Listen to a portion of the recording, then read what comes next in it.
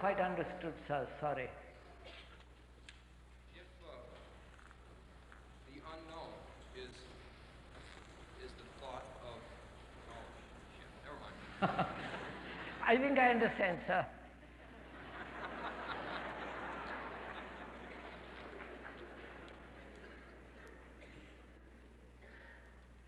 Are you saying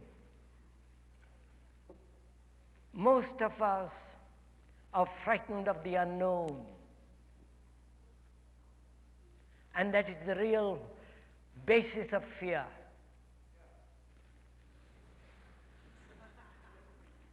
Is that so? Or analysis? Can you analyze the unknown?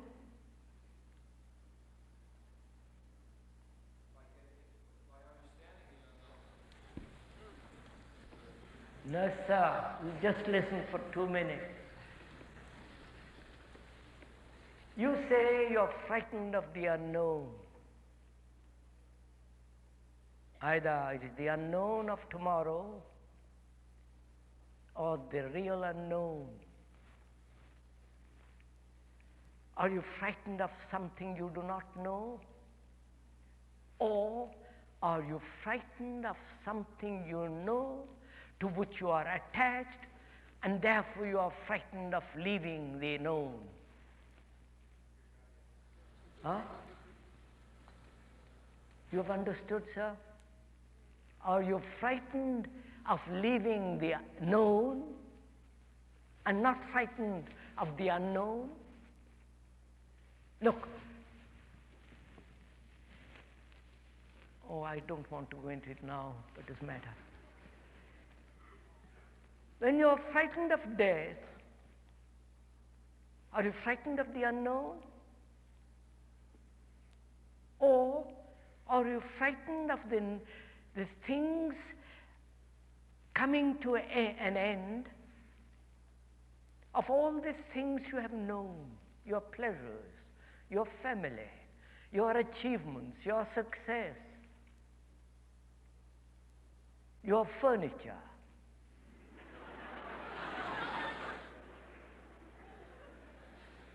your best polished car?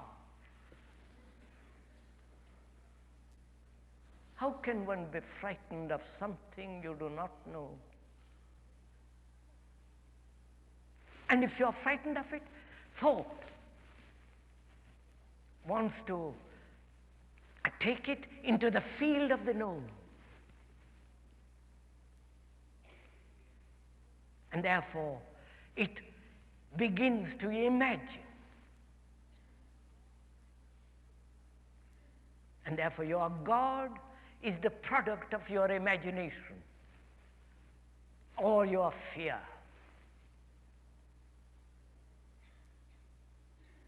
So, therefore, don't speculate about the unknown. Understand the known and be free of the known. Yes, madam. I have read the expression, Father, I believe, help thou my disbelief. How can we accomplish anything with this apparent conflict of belief and yet doubt? Beg your pardon, I haven't understood, Mena. Excuse me. I have read the expression, Father, I believe, help thou my disbelief. Wait, I have read, Father, I believe. Wait a minute, that's enough. She says, the questioner says, Father, I believe. She has read it somewhere.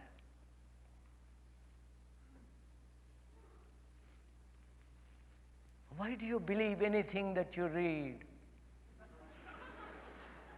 It doesn't matter whether it is in the Bible or in the Gita or in the sacred books of all the religions. Why?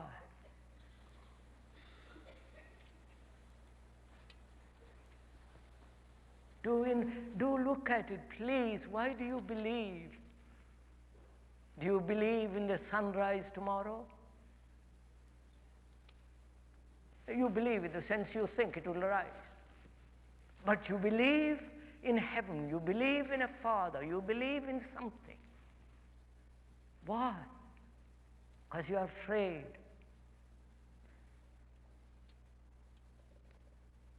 You're unhappy, lonely, fear of death.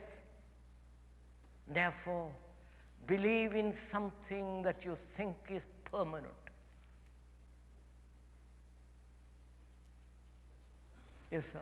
And therefore, please, see, a mind that is burdened with beliefs, how can such a mind see clearly?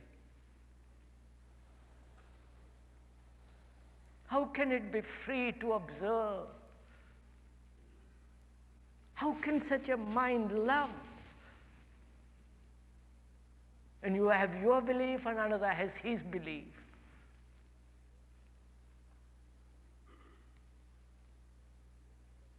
So is it, in understanding the whole business of fear,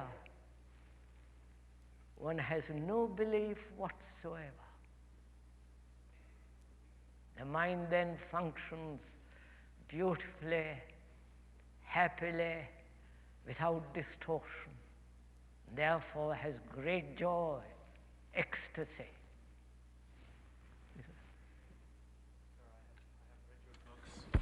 And I listen to you speak, and I hear you say beautiful things.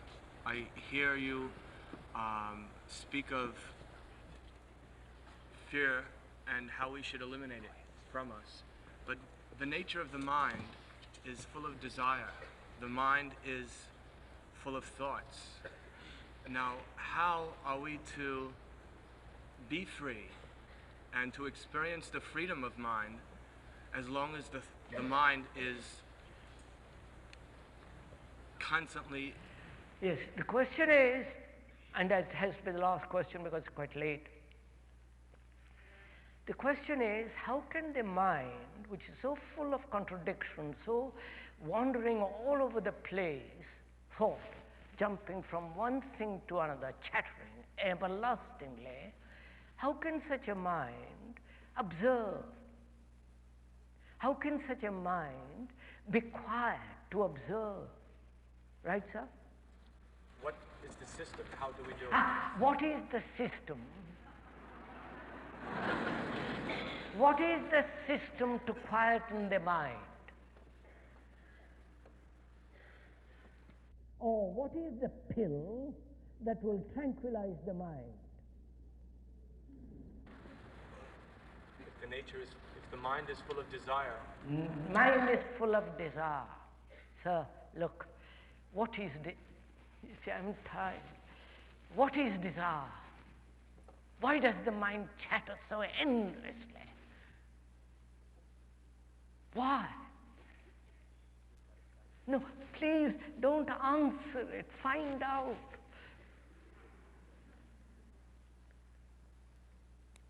So look, one thing. When you want a system, a method, a practice, a discipline to quieten the mind, to understand this or that, or put aside desire, this system becomes, the practicing of a system means a mechanical routine, doing the thing over and over and over again. That is what the system implies. What takes place when the mind does that? It becomes a routine, it becomes a dull, stupid mind. Whereas if you understood why the mind chatters, why the mind goes from one thing to another,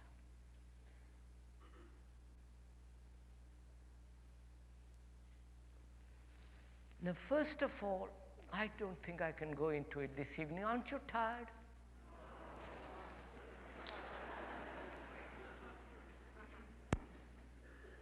You have had a long day, haven't you? I haven't. You've had a long day in the office. There it was routine. Here, you say you're not tired. That means you haven't been working.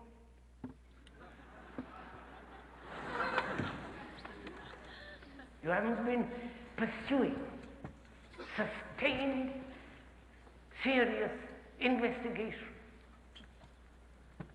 That means you have just been entertained, and you will go away with your fears.